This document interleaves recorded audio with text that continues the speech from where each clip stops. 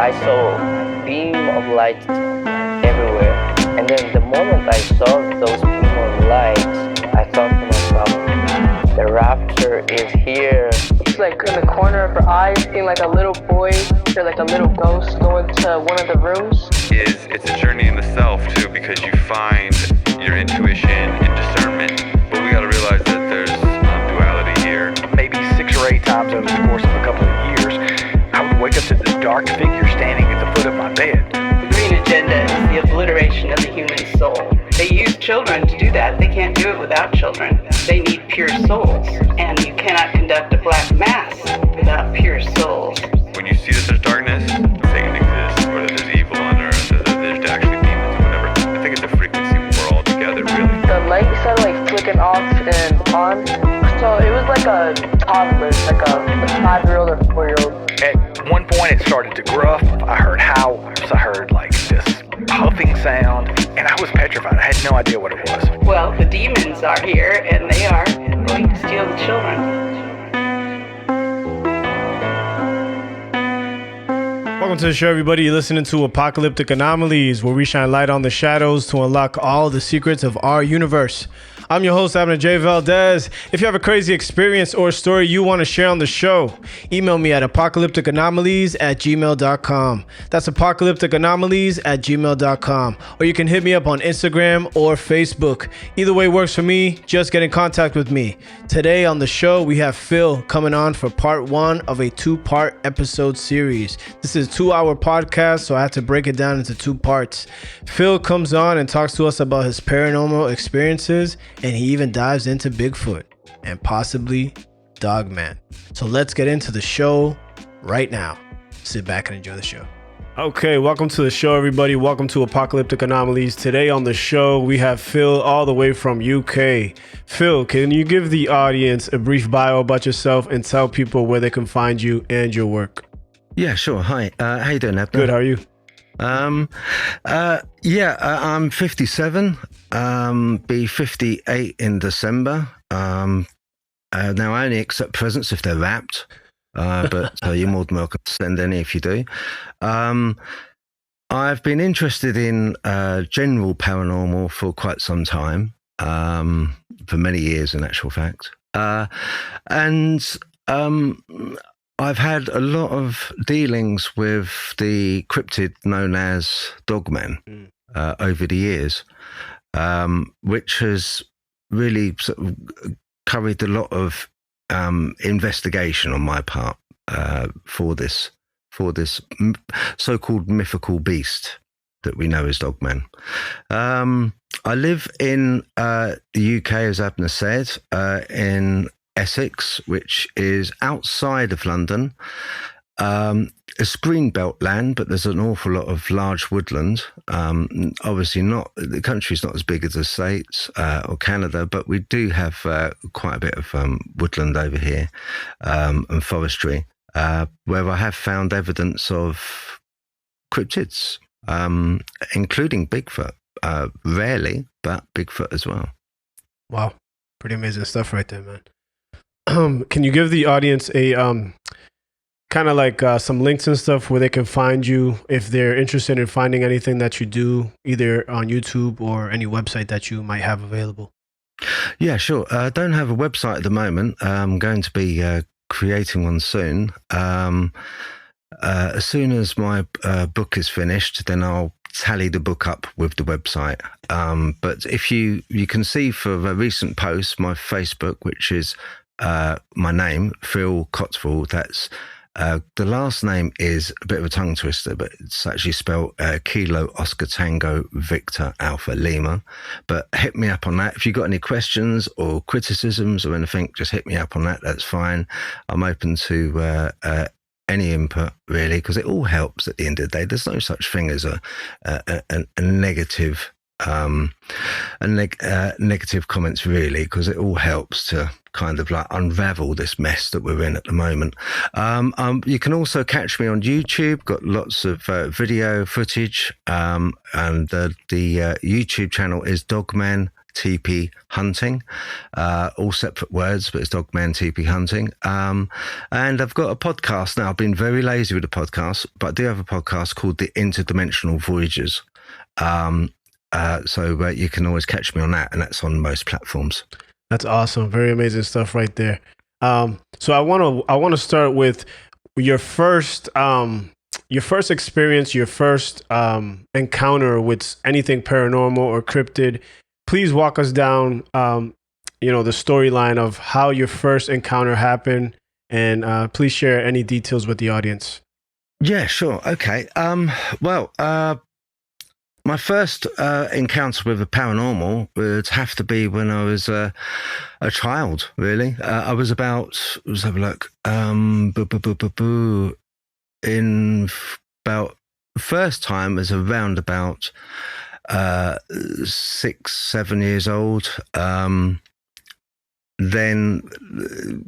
I find out the stories with that one, I won't cover because it's kind of some of those stories are like sort of ghosty type, poltergeisty type things. But you get the general gist that I've had.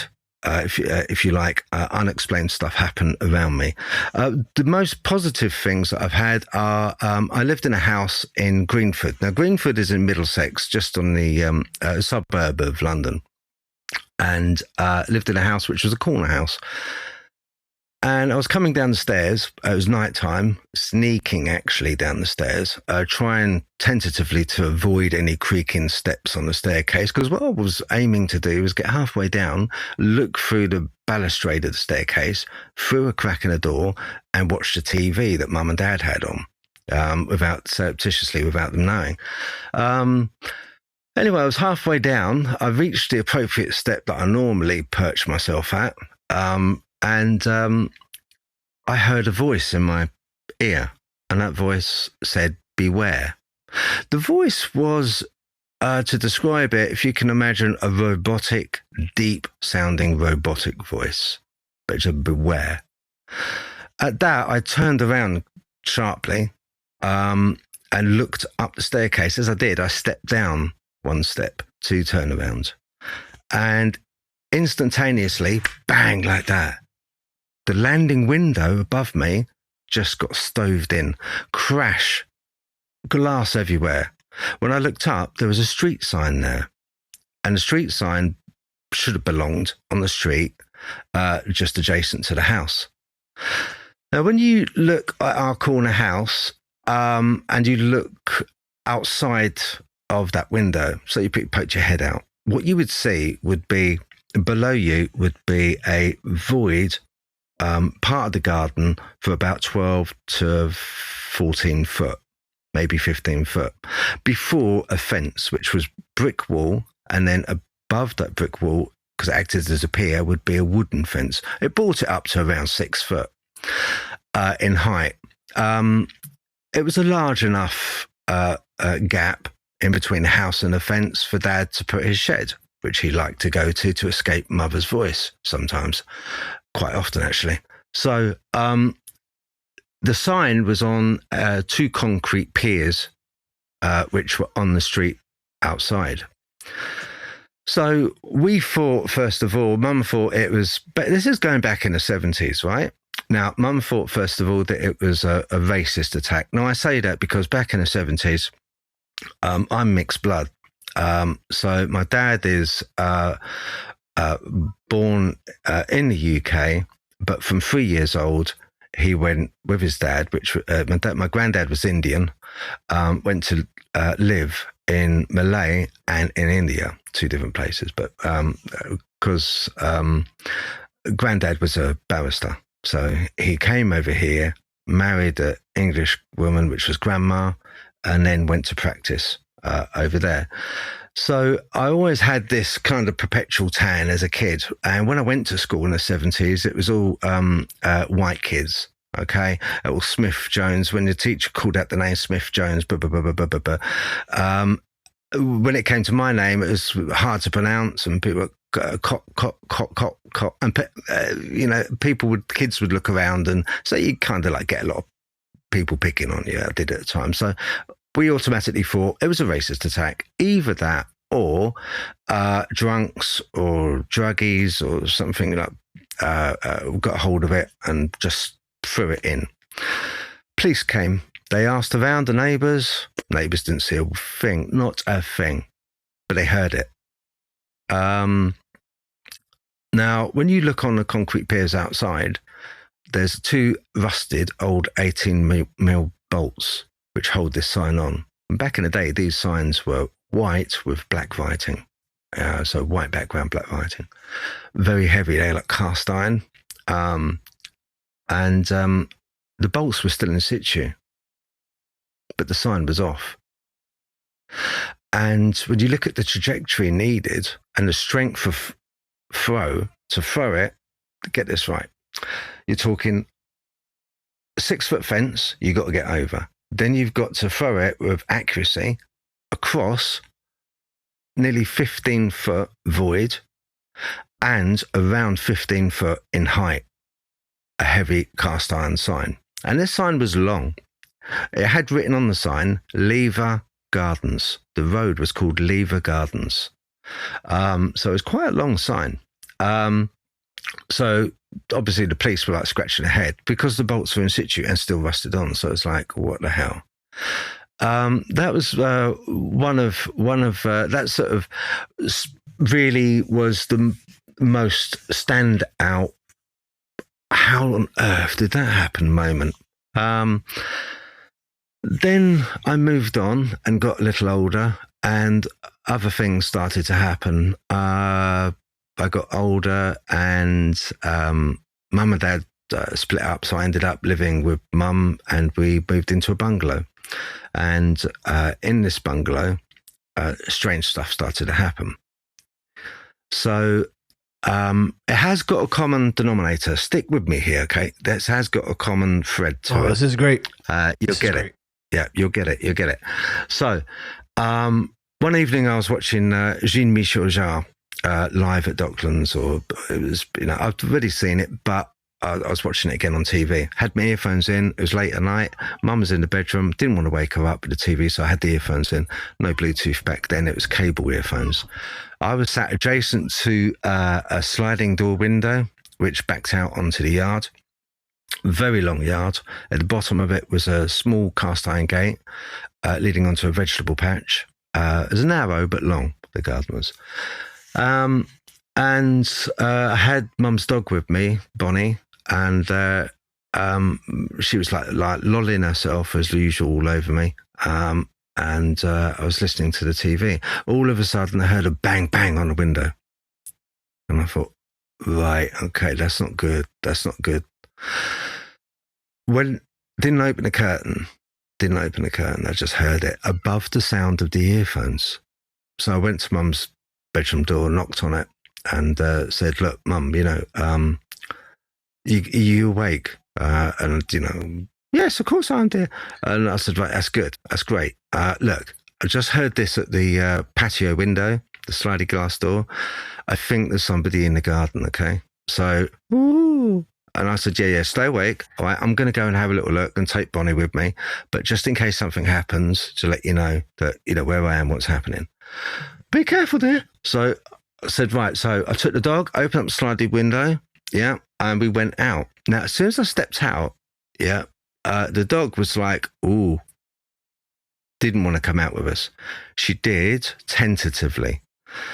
And then I heard, sometimes you hear cats, when they're on heat, cats have a cry to them, and the cry sounds almost like a baby crying. Do you ever get that? I've never heard that. No.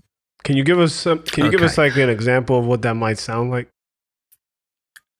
You want me to cry like a baby? Sure. Is that what it sounds like for? It's kind of. Maybe I can find a piece of audio. Yeah, it's okay. I'll tell you, if you kick me in the nuts, probably. Oh, that's a good one.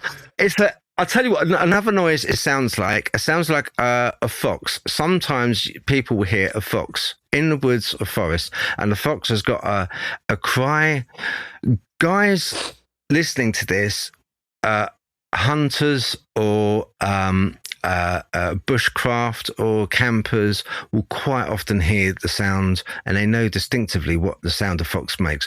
It's a kind of a cry which sounds like a woman, a cross between a baby and a woman screaming, crying. Yeah.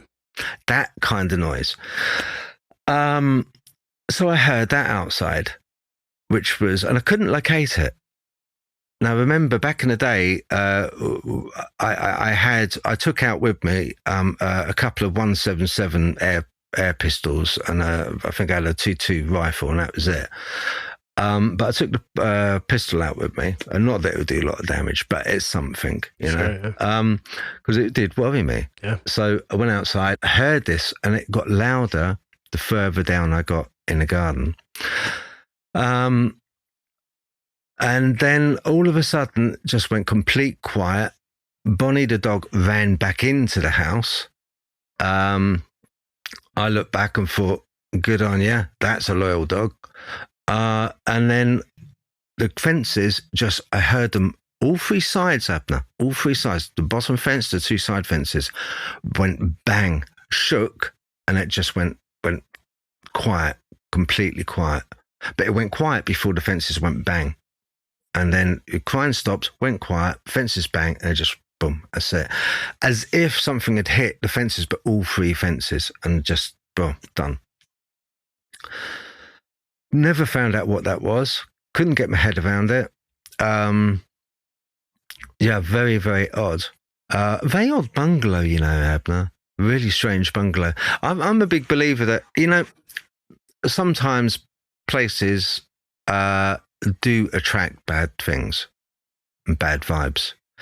The place always seemed to have like kind of an infestation of flies. You'd get these mad sized slugs coming like in the driveway, coming towards the house.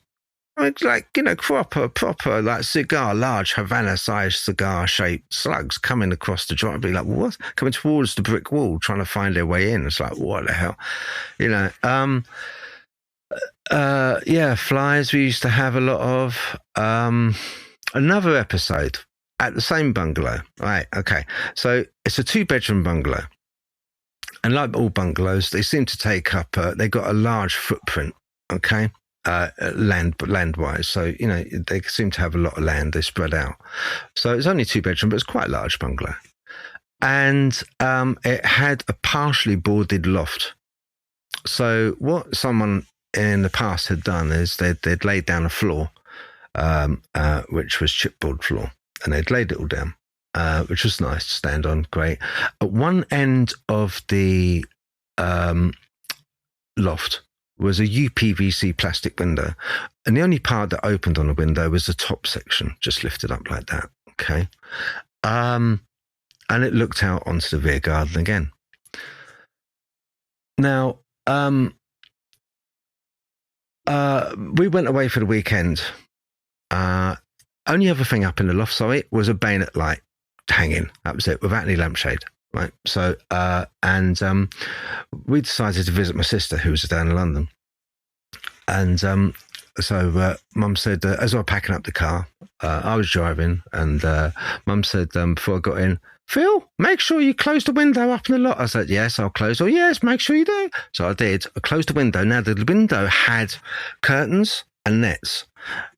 Why, I don't know, because there was nothing in there to see. And to the point of a lot of the bungalows in that area were bungalows. So you'd have to be at a certain height to look in through the window. So that always kind of struck me. Why would anyone put curtains and nets? Odd, because there's nothing in there to see anyway. So anyway, so I closed the curtains and nets, and I closed the window. We went away for the weekend, saw my sister, had a good time, had a good catch up, came back. I was unpacking the car. It was evening time, getting dark. Mum she turned around to me and said, I told you to shut the window. And I was like, I did, why? She said, look. And I looked, window was open. Now I shut that window. And with UPVC, they've kind of got a lever in your head and go click to close. And I closed the curtains as well on the nets. Why, I don't know, but I just did. But so the window was open. So of course I was like, oh crap, really? I was like, all right, okay. So we kind of stealthily went into the house as best we could, thinking there was someone in the loft. Right. Or somebody had got in through the loft. So I was quite expecting the loft hatch door, which swung down. You lifted it up a little way, it clicked, and then swung down, and then the ladder would slide down and bonk you on the head, that type of thing, yeah? So went in. Now, the hatch was still up, wasn't down. So whoever was in the loft was still in the loft, Abner. So I got a pole, and I pushed the loft hatch up, and then it swung down. It was dark up there, no light on. So I tentatively went up the loft ladder, put my hand up first, found the light switch, turned the light switch on. As soon as I turned the light switch on, I went up there. Nothing, not a thing up there. But at the far end where the window was, yes, you could see the window was open and the curtains drawn. Now, when I say nothing was up there, I just lied. There was something up there. I didn't see it at first. And at no point during we were there for 18 months, nearly 2 years, I'd never seen this up there before. As I went up, there was 2 birds, and they were lying adjacent to each other, side by side. Yeah? And they were lying on their backs with their wings like this across their chests. And they were white, almost as if they were powdery white, like like they were mummified. Like, you know, when something's been there so long that it kind of like kind of dusty, becomes so fragile. Yeah, dusty, fragile and dusty. So that really flipped me out. I was like, Mum, you just won't believe this. I said, there's 2 birds up here. She said, oh, no. I said, yeah.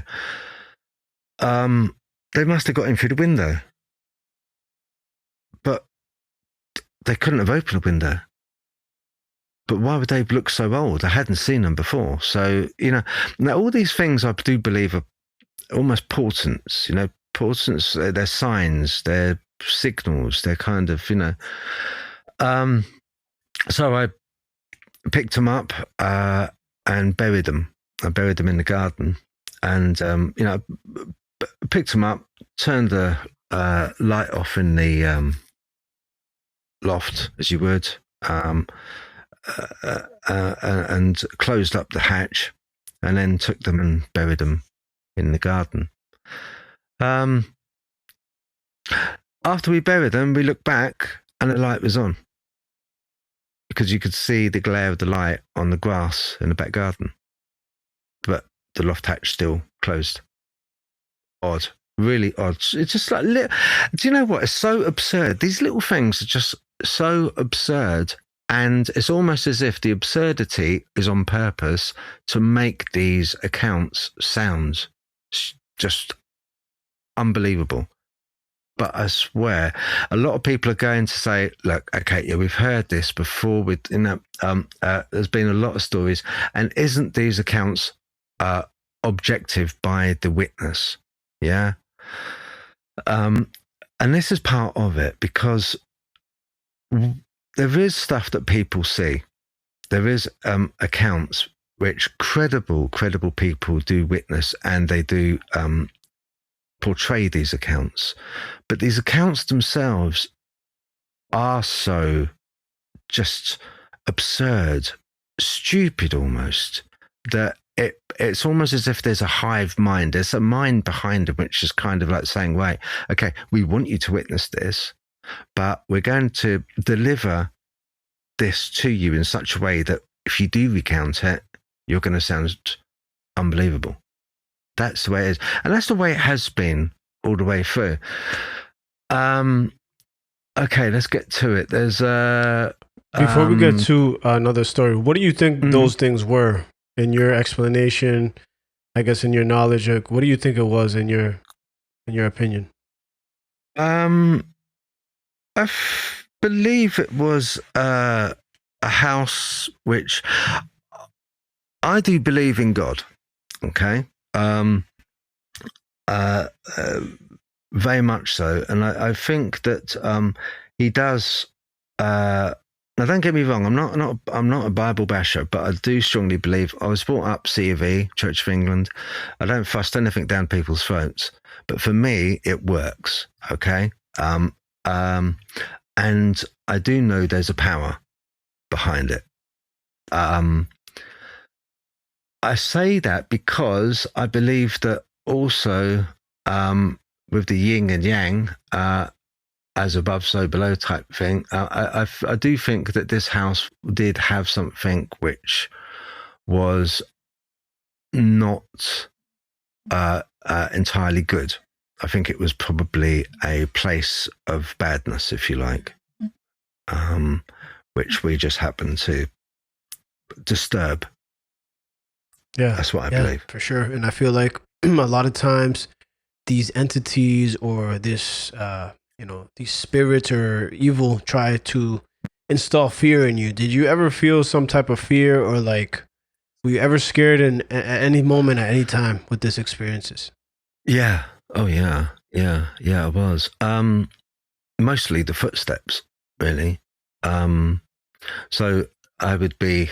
I mean, we're talking what must have been about 18, 19 at the time, and very interested in girls, and when I wasn't out, I'd be in my bedroom listening to Eye the Tiger and working out, but very often I would be hearing footsteps in the loft, and the footsteps were heavy but fast, as if something was running, and it became so frequent that we didn't really take an awful lot of notice of it. The first couple of times we used to go up, so I say we, plural, I used to let Mum know, and Mum said, "Did you hear that as well?" I said, "Yes, I did hear that." I said, "So, right, okay, so first couple of times went up, but we didn't see anything." Now, we're not going to spend, we expected not to find anything, but we also expected the footsteps. It became commonplace, but that at first was scary. Yeah. Now back to the voice. Yeah. Now this voice is the same sounding voice, that I heard on a staircase when I was very young. So I was in the lounge. I was watching TV or doing something, and as I walked through, it was late at night, and as I walked through into the hallway. So the hallway was a large square hallway, and you had the offshoots for the doorways for the one bedroom, second bedroom by the front door, then bathroom, and then kitchen, all coming off to the front hallway, and the loft hatch directly above the between the lounge and the hallway. As I was walking underneath it, I heard the same voice again saying, "Phil, beware." And I was like, right, okay. Very soon afterwards, and I was very audible. It's not, people often say, "Oh, it's mind speak." I heard mind speak. This is audible. I can actually hear this. And then very soon afterwards, I remember there was an evening where we heard a big bang outside the front. Huge bang. And we went to look out. As we looked out on the front yard, and the whole of the brick wall, which is only about 3 foot high, but the whole of the brick wall, absolutely just bricks everywhere, all over the yard. Something had hit it. Neighbours heard it, came out, and they said, "Oh, but no, what happened?" I said, I don't know. There was no glass anywhere. There was no skid marks. There was no damage to the curb. There was no marks on no plastic anywhere. It was as if something had hit it but left no trace. And it was the whole of the wall. Now we're talking a 12, nearly 18-foot wall, but the whole of it was stoved in, not just one section. And this was directly after the voice said, "Beware." So whether it was warning me, there was something maybe warning me that, there was going to be an imminent, stuff happen. Don't know. What do you think that voice was? that you heard? Oh, a guardian. Guardian I believe angel. a guardian. Well, that's our interpretation. Is it guardian angel? Now, that's strange for me to say. I mean, I believe in God, but I'm also critical of the good book in from a logical point of view. I think it is. I think it's a. If you like, I think it's almost like a roadmap. Okay, and I think that if we start going down and giving these things of like angels, yes, it does speak of angels, but it's our interpretation that we draw upon that Bible, which was heavily edited by the Greeks 33 years after the death of Christ himself. So, we have to temper what we read also with God and religion. I feel it more so than I have to read it. I'm also a believer that you don't have to go to a church to pray. I often pray, but I don't have to go to a church to pray. I believe the establishment of the church is somewhat broken. But I'm not going to go down that line here. But no, guardian angel, maybe to some. But as we progress, you'll hear the same voice, but you'll say a different thing to angel. Okay, I can guarantee it. Right. Okay. So, yeah, often a lot of stuff happens. So with people who have, like me, that have instances where stuff does happen, it won't just start and stop with, say, a person that witnesses a ghost. You might witness something that will be a ghost, but it will lead on to other paranormal anomalies happening. Other circumstances where they will also witness. It's almost as if they get introduced and then the paranormal world kind of opens up and shows them more. So you'll find witnesses like myself who have seen UFOs. So at that bungalow, we also saw, it's right by the sea, on the North Sea. So it's not very far away at all. And we were in the garden. I was actually with a couple of mates. We were in the garden and looked up, looking at the stars, and there was these lights which were moving, triangles, moving in the sky, coming off the ocean over the house. And sometimes when in a car wash, okay. And when I was very little, I used to think the car was moving, Edna. Not the car wash moving. I thought the car was moving. I got quite scared one time. I said, Dad, put the handbrake on, The car. No. It's the car wash moving, Phil. Oh, okay. Because the mind deceives you, doesn't it? And the same goes with, it's hard to gain perspective when you look at a UFO because there's not an awful lot to use to adjust your eyes to what you're seeing. To give it any distance, sort of to define it on how far away it is and travel as well. We could with this because they were going over, and as they were going over, our heads were turning. To such a point we had to turn around to track them. Now, it wasn't the UFOs that people see as in black triangles. These were 8 to 9 lights in a triangle. Huge. But there was 3 of them. When geese fly off and they go in a large triangle like that, it was like those lights, but there was 3 of them. So you had one at the big at the front triangle, and then 2 either side behind it, just like geese going across. And within the triangle was about 9 lights, 8 or 9 lights, if I remember. So that was like, whoa, really? You got a lot of American bases around that area. We've also got both RAF bases as well. So we've got US Air Force Base and RAF bases. So yeah, and it's very important, strategically on that east coast of England, for Europe, So so I get it, it could be, but I've never seen anything since like it, and it was very odd. Yeah. So all these things happen.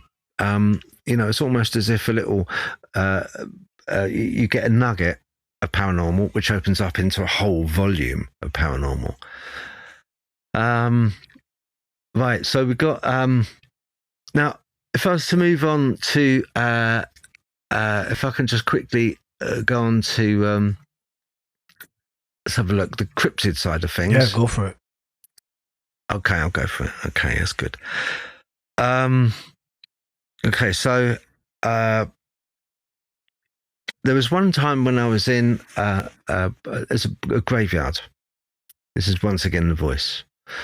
So I was in a graveyard and I was taking a very old graveyard. I mean, these, the ancient, very, very old. And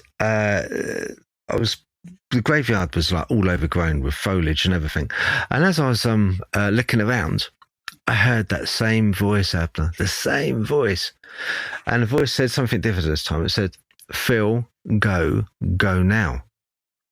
Now, as I heard that, I panned around the camera. Luckily, I had it rolling.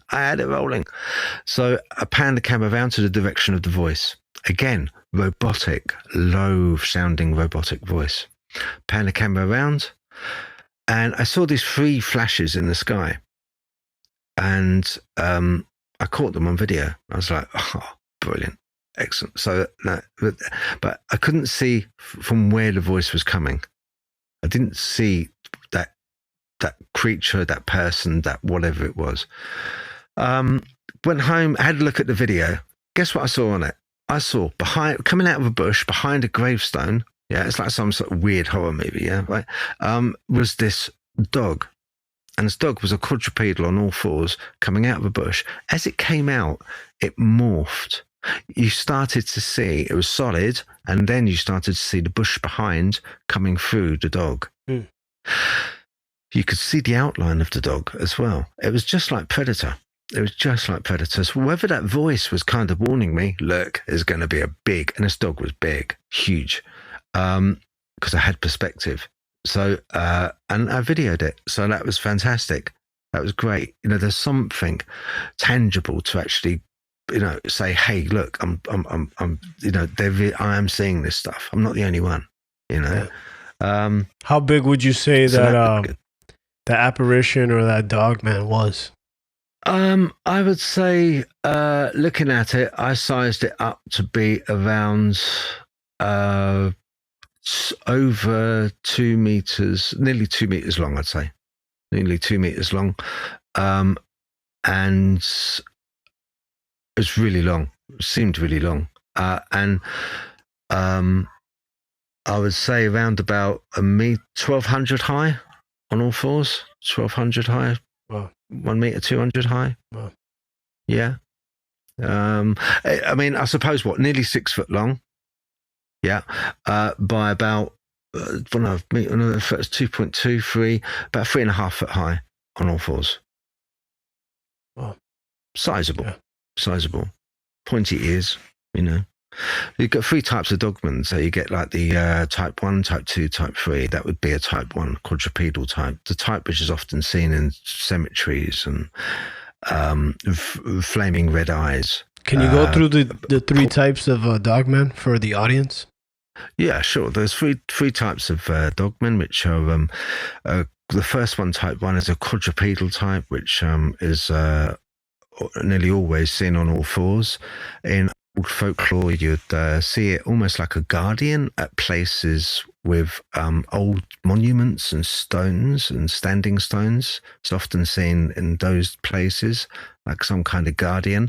Often also seen in cemeteries, graveyards, where you see a large black dog. It will be blacker than the surrounding darkness if you've seen it. Usually red eyes, Sometimes they'll come across as a greeny red or green and red, either or. Once again, the eyes seem to be bioluminescent. They seem to be have a luminescence about them, not like a normal reflection of light. Very often, witnesses say they've seen these beasts. You've got a Type 2 Dogman. A Type 2 Dogman is sometimes, I don't know if you have it in the States, but over here we have in a very large forest. It's large by our standards. There's a thing called a pig man, which is a humanoid creature with a pig's face, often seen by quite credible witnesses throughout the years. You can see that in a place called Cannock Chase if you Google it. I believe that to be a Type 2 Dogman. Type 2 Dogmen are essentially bipedal, but when they run, they're quadrupedal. So they go on all fours. They jack down and go on all fours when they run for speed. They're larger, more gorilla shaped. So they're not that tall, but they're broad, very strong. They don't have a snout. They don't have a long snout. They've got a very flat face, wide, really quite ugly. And they are not aggressive. They are not aggressive types. That's the Type 2. They're quite common. You don't have to go right out into the wilds of the woods to see these things. They're inquisitive about us, so you'll often see them in quite close to towns and cities, in woods and local woods and stuff, and you'll see evidence there of them. The third type is the Type 3. Type 3 Dogman is the archetypal image that we often see, where it's a triangle-shaped body, very lean, muscular, strong, long snout, pointy ears, large teeth. Really can be really quite aggressive. There's been accounts where they've tried to attack campers. And as they've tried to attack campers, there's been accounts where Bigfoot has protected the campers from these beings. But they're the Type 3 Dogmen. I must admit, I haven't seen up close a Type 3, thank goodness. From a distance, yes. But Type 2, yeah, I've seen quite close, and very close to Type 1. But they're the 3 types. Wow. Yeah. I had a question about that experience you had with the translucent predator like Dogman. Do you feel like that was something physical or not physical? Okay. These things that we see, it's you're going to like this one. It's physical and it's not physical. Okay, right. What you're talking about, Phil? You can't have both cakes and eat it. You know. Well, what I mean by that is they're avatars. Okay, right. So if you can imagine that, I have a theory. Okay. And my theory is this, that these things that we see are avatars. The reason I come to that conclusion, and us to them are avatars, is because very often they're not seen for any great length, not any great duration of time. They're not seen. They're kind of like fleeting, and then they disappear. They morph out. They make no sound. They just go. When hunters have tried to shoot them, bullets seem to not disturb them. They seem to fly off. They seem impervious to bullets. My theory is, I've called it the everything engine. And it encompasses the reason why these things are here. And the reason, it covers a lot of things why these things are impervious to our realm we're living on at the moment. Would you like to hear a small excerpt of it, the Everything Yes, engine? that'd be great. It may give people a bit more of an idea go for it. of, okay then, okay. Right, I wrote this back, okay, just to give you some background, I wrote this at 2:25, I think, in the morning on the 5th of May, 2024. Now, I woke up and I had a strong feeling that I should just write this down. And after I wrote it, I read it and thought, what the hell is that about? That type of thing, okay? Right, so the Everything engine. Think of a jet engine with time being sucked in through the turbine, then ignited. We live in the ignition. Then time continues out the exhaust, but being that it's a closed loop, like a static electrical attraction, it loops back on itself and time again enters the jet engine. At the exhaust of the engine, the bending of the flows back into the engine like an event horizon on a black hole. It's very bright, a white, which is pure information energy. So you could say black holes are the entry and exit ports of our cosmic engine, really. Interestingly, Oumuamua was the only interstellar body not part of the engine we know that entered the engine and left again. Now, there are infinite flow paths of time, each nearly identical with carbon matter. Originally, it was formed and contained. Infinite identical streams, but entropy caused a decoking effect, and carbon forms manifested, and had form but also bounced and jumped around the streams of flow within the engine. So carbon deposits linger from the combustion process, as it does in an engine, except the engine powers through gravity without inertial effects.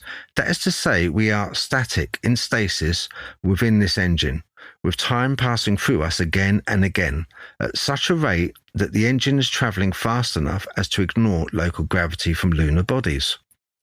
The decoking effect is carbon particles within the flow, which are particles left from previous eons of matter, be that organic life, places, beings.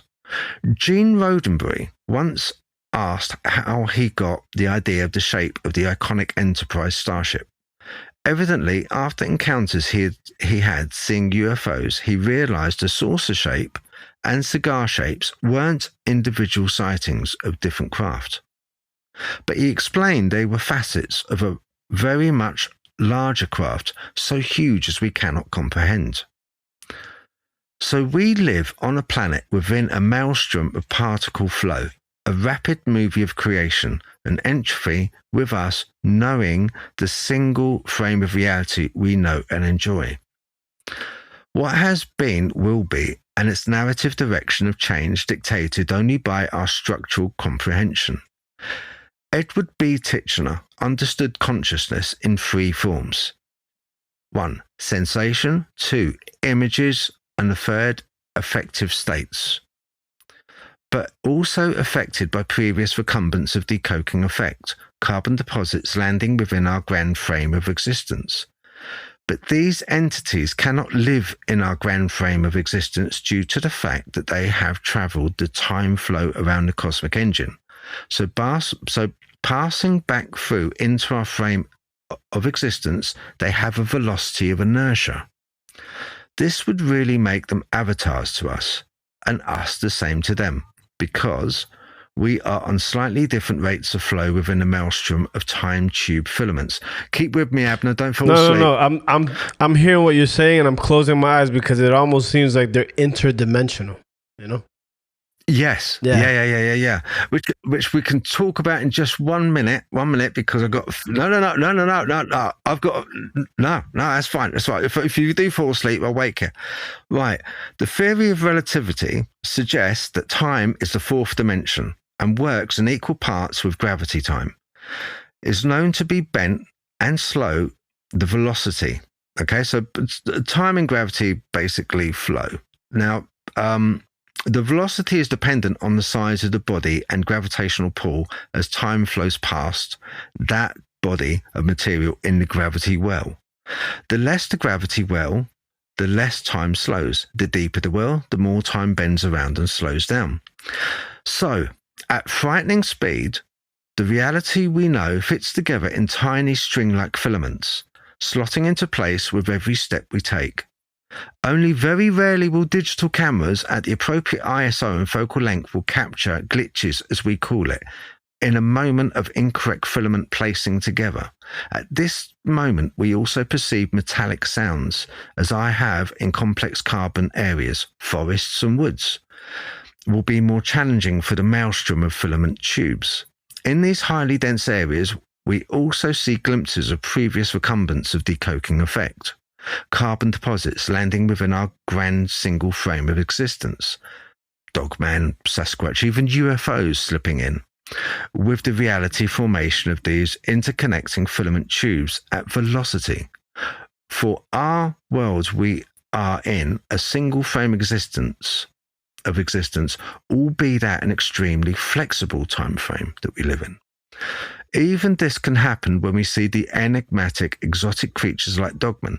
They are elusive, strange in walking, posture, and gait. I believe is because the inertia they have in their flow line coming through is greater than ours, and hence are less incumbent on our frame reality and the gravity it serves in our frame reference. So when, like in the short video of Camberwell dog glitches, you clearly see it glitches out of our frame of reality. It is not magic, but it is normally moves quicker. It can't help but leaves our frame of reality. Our gravity has less effect upon the creature's velocity of inertia. I end there. So everything that we see on TV a lot of times, we see more and more that programs, films, before we even go into the cinema, we can kind of like guess, do you know what? This is going to be a multiverse. I love it. This is going to be like a time slip or multiverse or a multi-dimension. When people talk about dimensions, that's another thing, because say that, you know, with our existence in the cosmos, with our Milky Way and galaxy, if there was another dimension that comes in, that dimension would have matter. That matter would have an effect on our universe, because it would affect the gravity and time flow. So our universe would end up looking like a cue ball hitting a stack of balls, and they would just scatter everywhere. I believe a guy called John Keel was correct when he was investigating the Mothman prophecies. He said they are ultra-terrestrial in origin. They're not extraterrestrial. And I actually have got a lot of kudos in what he says. I put a lot of kudos in what he says. I think he's a very clever man. What is the difference between ultra-dimensional and extraterrestrial? What's the difference? Well, ultra-dimensional, you're talking about another dimension. Now, there's only 4 dimensions, so think of a cube. So you've got up, down, depth, you've got length. There's only 3 dimensions. The 4th dimension is time. So something would have to, if it was a interdimensional, what dimension could there possibly be for it to exist in? Because there is no other dimension that we know of. That I try and temper the absurdities of what I say with a modicum of logic myself. I am my own best critic. I honestly do criticize myself, and people think, God, look at that nut job going around talking to himself. I honestly do, Abner. I spend a lot of time thinking, but when you think about it, and you do some research on it, you think, well, hang on, yeah, you are right. If time is the 4th dimension, if there was another dimension, then that would affect our dimension inadvertently. So when people talk about interdimensional, they're talking about another dimension that is entered, or a dimension within a dimension. But that dimension then would have mass and matter, which would have an adverse effect on this dimension. So ultra-terrestrial is a better form for me to use. and I believe that John Keel was quite right. They're almost ultra terrestrial. To me, means that in a way, these things manifest. They need us in a way to manifest. Now, I know it brings up the whole thing of if a tree falls in the wood, do you hear it if no one's there? That type of thing. But when you look at a lot of witness accounts, you often find that these witnesses have had, inadvertently, they may not have even known it, have had previous encounters with the strange, the paranormal, in whatever form that may be. Ghosts, UFOs, aliens, so you find that other people that, do you know what? This is absolute rubbish. I honestly think this is rubbish. All of it is just talking rubbish. That type of mentality would never be opened up. Now, whether that is because they're not open to see it or whether the actual phenomenon won't open up to them. So we've got a contrast here. And one doesn't help the other. It's almost like it's a game, which is this game has been clearly worked out so that, okay, a section of people are going to see this and they're going to be opened up to it, but another section are not going to be. So then we're going to have a contradiction. And then the governments are going to use that contradiction and they're going to use that argument. So it's then going to have a load of us, people that are open to this, people that have experienced it, running around, unable, like headless chickens, unable to give some evidence, cast iron evidence. Bigfoot does exist. Well, if it exists, why don't we see it? Why can't we feel it? Why can't we touch it? Why isn't there a body? Where does it go? Does it go somewhere like an elephant to die? Is there a Bigfoot graveyard somewhere? Why can't we see evidence of it? Well, but I've seen it. Yeah, but where? Why didn't your partner see it? I don't know why he didn't see it. I saw it there. So we get a lot of that. Yeah. So it's almost like a game structured. Yeah.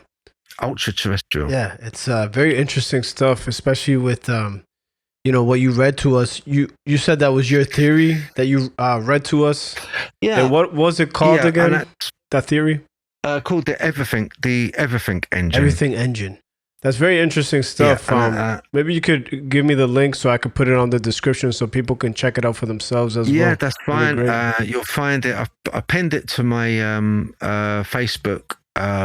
And on my Facebook account, so if you go onto Phil Kotval, then on my Facebook, it's pinned there for everyone to see. I'll be writing a book. I'm currently writing a book, which kind of like hopefully will give some focus, a reasoning why this stuff is happening and why it's really doing people's heads in who do witness it and they can't kind of explain it. It gives a bit more of a focus and it will hopefully help people. Like, for instance, I'll tell you what, look, for instance, do you often get people, have you heard of hunters who said, I shot one? Yeah, I've heard podcasts where they shoot at it or, somebody has even in a podcast, they said they'd killed one, like a physical one, So that's why the theory is for me, like I hear interdimensional, extra dimensional, like they come in and out of our existence. It's kind of like the way I see it is like us, right? We have a physical body, a spirit and a soul, right? So when we pass over to another world, another dimension, whether people believe in heaven or hell, whatever the case may be, right? So that makes us kind of interdimensional, maybe not right away, right? But when we pass over to that other dimension. So I think they are interdimensional. They come in and out of our existence, in my opinion.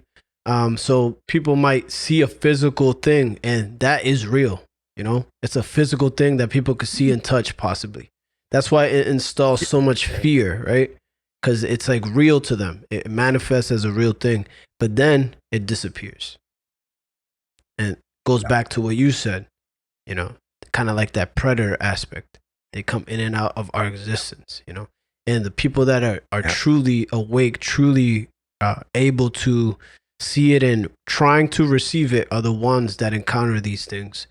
And you know, there's always that battle, you know, of I saw it, I didn't see it, good and evil, you know. So very interesting stuff right there, man. You know, yeah. But I have to answer your question. I have heard of people shooting it or nothing penetrates it. Yeah, and it doesn't penetrate it. The bullet does it.